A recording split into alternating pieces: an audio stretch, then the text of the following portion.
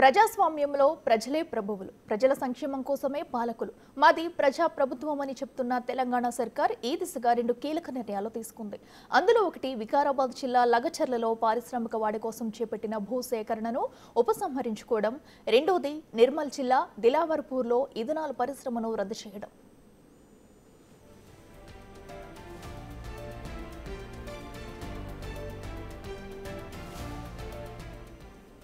లగచర్లలో pharma గ్రామాల ఏర్పాటును స్థానికులు వ్యతిరేకించారు. వేరే పరిశ్రమలు వస్తాయంటే మాత్రం స్వచ్ఛందంగా భూములు ఇస్తామంటూ చెప్పుకొచ్చారు.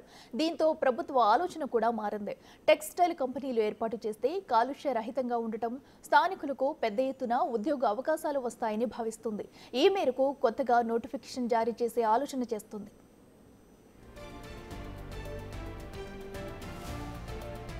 అటు దిలావర్పూర్లోనూ జనం రోడ్డెక్కారు. ఈ రెండింటి వెనుక బీఆర్ఎస్ నేతల కుట్ర ఉందని కాంగ్రెస్ నేతలు ఆధారాలతో ఎండగట్టినప్పటికీ రేవంత్ రెడ్డి ప్రభుత్వం మాత్రం ప్రజాభిప్రాయానికి పెద్దపీట వేస్తుంది. బ్యాక్ టు బ్యాక్ 2 కీలక నిర్ణయాలు తీసుకున్నారు ముఖ్యమంత్రి రేవంత్ రెడ్డి.